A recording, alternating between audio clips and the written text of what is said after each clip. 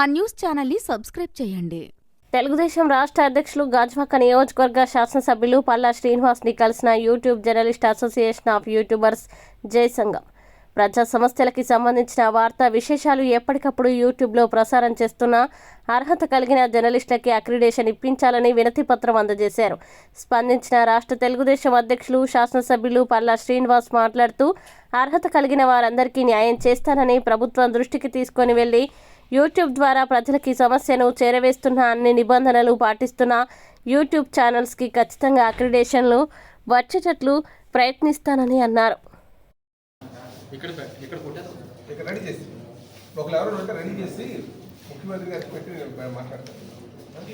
అలాగే INPR కమిషనర్కి సోల్బల్ instructions ఇవ్వమని చెప్పేసి అలా రాయించు. అది అవ్వాలి కదా. ఐఎన్పిఆర్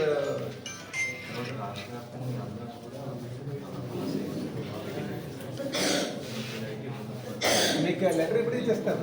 లోకేష్ గారికి కూడా మేము మళ్ళీ రిజిస్టర్ పోస్ట్ చేస్తాం, మెయిల్ చేస్తాం, మళ్ళీ నేను ఇమీడియట్ లెటర్ పెట్టిస్తాను. మీరు వర్కౌట్ చేసుకోవాల్సిందే. నా లెటర్ ఇచ్చిన దాంట్లో ఏమవుతుందంటే ముఖ్యమంత్రికి ఇస్తే ముఖ్యమంత్రి గారు ఐఎన్పిఆర్ దాన్ని పంపించేస్తారు. ఐఎన్పిఆర్లోకి వెళ్ళి మీరు చేసుకుని మళ్ళీ ఫైల్ తీసుకురావాలి. ఐఎన్పిఆర్ కమిషనర్ ఒక కొరియర్ వేసాడు అనుకోండి, ఆయన దగ్గర నన్ను తీసుకెళ్తే నేను మాట్లాడతాను. అక్కడి నుంచి ముఖ్యమంత్రి గారి దగ్గరకు వస్తుంది క్యాబినెట్. సో జనరల్గా ఏం చేస్తున్నారంటే నాకు లెటర్ ఇస్తుంది, నేను లెటర్ ఇస్తే లెటర్ పట్టుకుని వెళ్ళిపోయి వదిలేసి మళ్ళీ నా దగ్గర తెలుస్తుంది. డిపార్ట్మెంట్తో తిరగాలి. నేను హౌస్ కంపెనీ సాల్వ్ చేసినప్పుడు స్టీల్ ప్లాంట్ ఆర్కార్ పట్టుకెళ్ళేటప్పుడు నేను నా బ్యాగ్ పట్టుకొని టేబుల్ తీసుకుని వెళ్ళేవాడిని. హౌస్ కంపెనీ అలా మనం చేసుకోగలగాలి. లేకపోతే ఏముందంటే ఫైల్ అక్కడ ఎవరికి ఇంట్రెస్ట్ ఉంటుంది, సీఎం గారు తీసి పంపించింది కింద ఉండిపోదు. అలాగే వాళ్ళు వచ్చిన మాట్లాడతాను. కానీ ఈ ఫైల్లో ఇంకా అంత ఫాస్ట్గా చేయాల్సిన అవసరం కూడా ఉంది.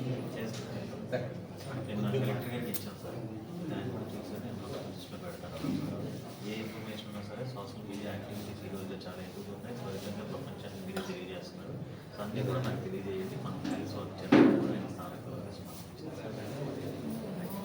ఇదంతా మాత్రం సోషల్ మీడియాలో అంత వచ్చేసింది. పేపర్ నుంచి ఈరోజు జర్నలిస్ట్ అసోసియేషన్ ఆఫ్ యూట్యూబర్స్ వారు మా దగ్గరికి రావడం జరిగిందండి. దాని వ్యవస్థాపక జనరల్ సెక్రటరీ గారైనటువంటి సంజయ్ రెడ్డి గారు ఆధ్వర్యంలో వాళ్ళ మిత్రులందరూ కలిపి మా దగ్గరికి వచ్చారు. వాళ్ళు ముఖ్యంగా వారు అడిగేది అక్రిడేషన్ యూట్యూబర్స్కి ఇవ్వాలని చెప్పేసి వాళ్ళు డిమాండ్ చేస్తున్నారు. గతంలో అయితే ఈ మీడియా అంతా కూడా కొంతమంది చేతిలోనే ఉండేది.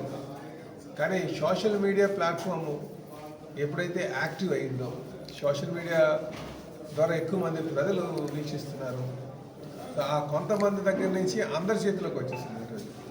ఈరోజు ఎవరైనా సరే